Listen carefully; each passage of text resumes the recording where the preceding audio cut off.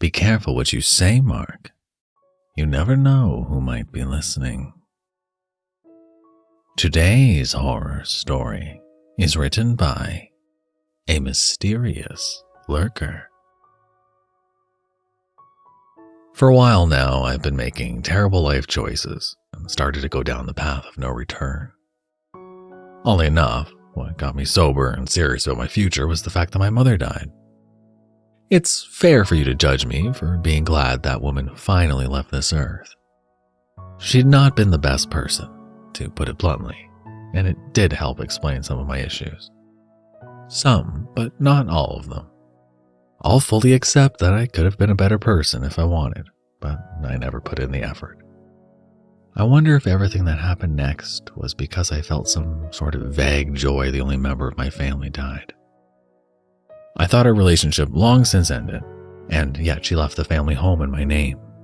She either had a shred of affection left for her son, or hated me and could predict the future. My original plan was to sell the place. It needed work, and I couldn't afford anyone to come in and redo the flooring and all the other touch-ups that were needed. I wanted to be a contract worker before my downhill slope started, so I could do the flooring myself and found it easy to look up the rest on YouTube.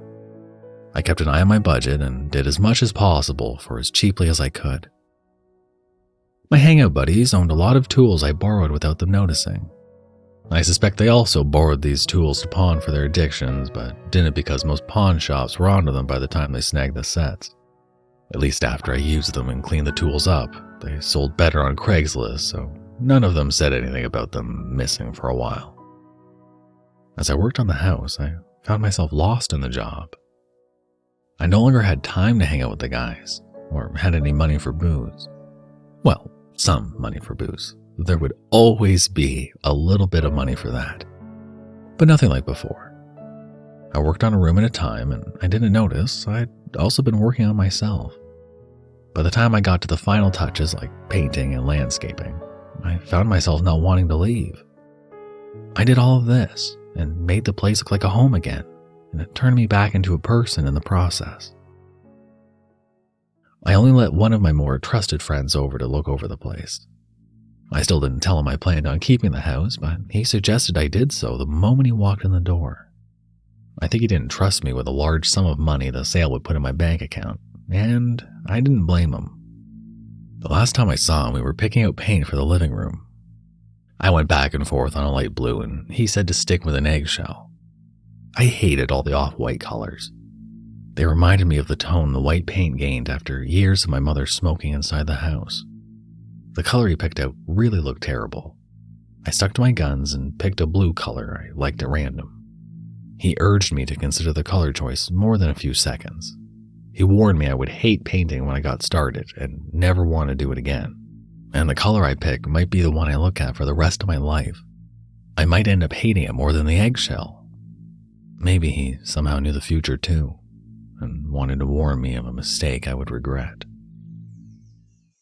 I started painting on a warm summer afternoon. My buddy was right, I did hate painting. The tape refused to stick to anything but itself, and the room felt muggy as hell. My roller snapped, but I refused to buy a new one.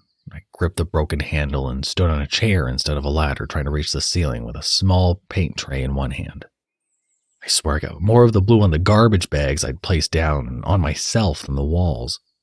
I better love this damn color because I would never paint again.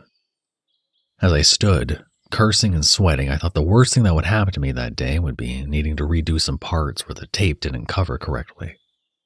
Everything turned out far, far worse than I ever could have imagined. One moment, I stood on that damn wooden chair, and the next I heard a massive bang through the room. I felt the short fall to the ground and heard another horrible sound that was more like a crack than a bang. I smashed my head against the floor hard enough to knock me out for a while. My eyes opening hours later when the sun started to get lower in the sky. My face landed sideways, my left cheek on the black plastic bags. I could smell the open paint can from landing so close to it, and I stared directly at my larger filled paint tray. I told my body to get up, and to my horror, nothing happened. I could move my mouth and twitch my cheeks, but nothing else. A scream started in my throat, but only a high-pitched whisper came out. My mind going into panic mode within seconds. I kept telling my arms to move, my fingers, my toes, and prayed to whatever God might be listening to just let something move. Either no one up above heard those pleas for help, or didn't care. Reality set in, no matter how much I wanted to deny my situation. I landed wrong from the fall, and now couldn't move at all. I could only stay on the floor and watch the paint on the tray dry a darker shade. I just started to like myself, and now I couldn't move. I finally had a home, and now my body refused to move. I caught on the right path, and my body would not goddamn move. As the sun set on the first day, those kinds of thoughts ran through my head for hours. Somehow, I found myself fall asleep near dawn. It was still early in the morning when I woke up again. I tried wiggling something or rolling over with no result. In the early days, I kept track of them. Day 1, day 2, day 3. Counting as a way to cope. Without anything else to do, I thought of hundreds of different scenarios of someone finding me on the floor of the living room. The couch turned out to be too heavy, so I just covered it instead of moving it. I feared it would obscure my body from anyone looking inside the window. It kept me in the shade for a few hours, but I would much rather someone being able to spot me if they were looking into the windows after I didn't answer my phone. Would anyone be calling? How long did I have to be here before someone wondered about me? I thought about that single idea as I noticed how much paint inside the tray had dried since I'd fallen. Since I filled the tray, it would take a while for it all to turn into a hard mass. I looked at the wall, staring at the spots I'd missed and that ugly off-white underneath. That color reminded me of my mother, and in the loneliness of the second day, I found myself missing her. No matter what she'd done in the past, I would give anything to see her, just one more time. As the hours crept slowly by, I kept my mind occupied by staring at that tray and noticing just how darker the shade of blue I picked out got as the sun started to get lower. The paint on the walls long since dried, but what was in the tray still needed time. I could tell because most of it still looked like the color I liked and not what it was dried. At least I didn't feel hungry or thirsty. Would that be better? Something to focus on besides paint? My mouth became insanely dry, and I'd long since given up trying to make any sound. I carefully chewed on my lips, still staring at that damn paint tray that became my entire world.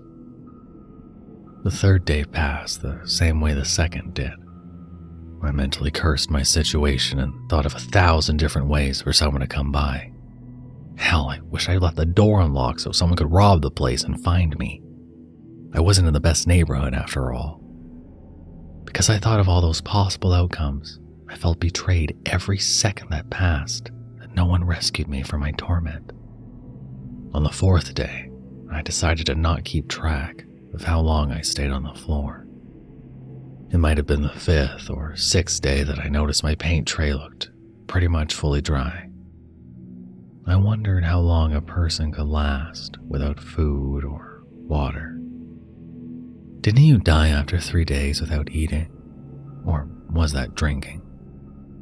It must be 3 days without drinking any water, because I've gone 3 days without food before. God, I wish I felt something besides my bruised and sore neck and my chapped, chewed lips. If I could last longer because I wasn't moving, I might have had a better chance of being found. Or would I be forced to die slower? When all time lost any meaning, I found myself chewing harder on my lips. My head started to throb ages ago and nothing would distract me from it. I just had sore lips and an even worse migraine. While I could still think with even the slightest of reasoning, I needed to make a decision. Would I risk myself having a better chance of getting found, or would I make everything so much easier. My paint fully dried. I found myself slowly biting down harder and harder on my tongue between my front teeth. I realized then that I hated my friend, but not for failing to check in on me, but for telling the truth. I really would spend the rest of my life staring at a shade of blue I grew to absolutely despise.